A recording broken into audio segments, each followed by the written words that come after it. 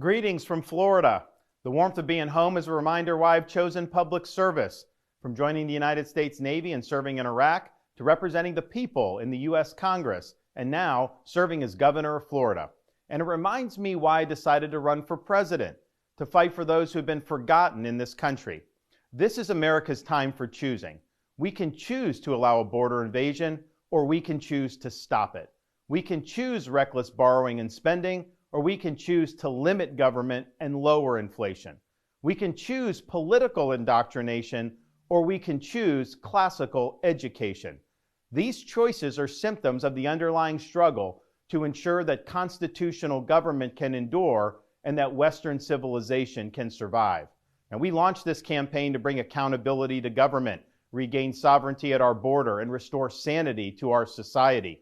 We cannot succeed as a country if we allow our nation to be invaded, our currency to be debased, our cities to crumble, and our kids to be indoctrinated. The DC elites who facilitated this mess do not care about you, and they do not work for you. They work for themselves. They seek to accumulate power at your expense to pursue an agenda that is harmful to the American people. Citizens do not serve politicians. It is the duty of politicians to serve you. Talk is cheap. Actions speak louder than words. Reversing the decline of this nation requires leadership that delivers big results for the people we are elected to serve.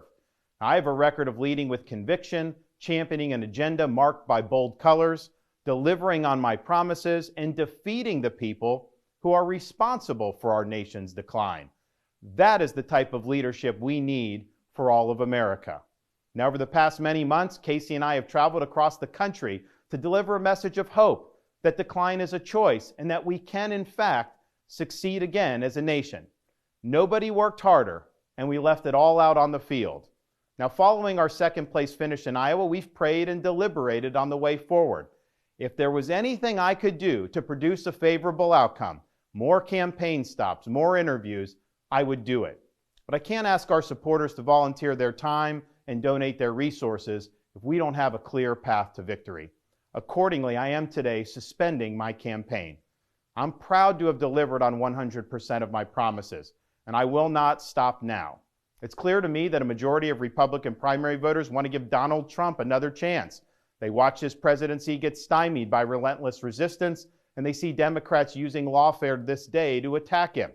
Well, I've had disagreements with Donald Trump, such as on the coronavirus pandemic and his elevation of Anthony Fauci. Trump is superior to the current incumbent, Joe Biden.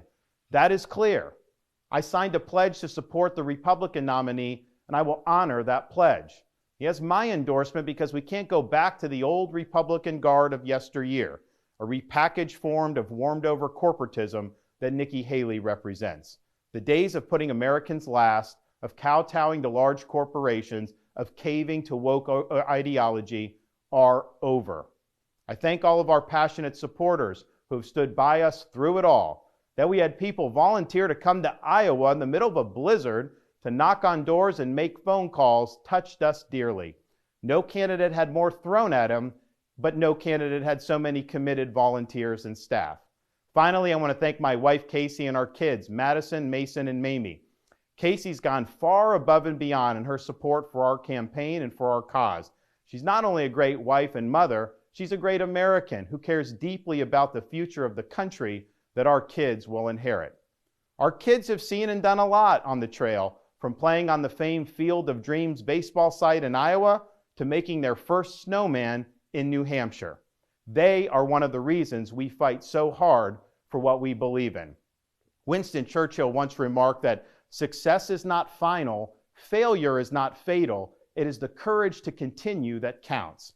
While this campaign has ended, the mission continues. Down here in Florida, we will continue to show the country how to lead. Thank you, and God bless.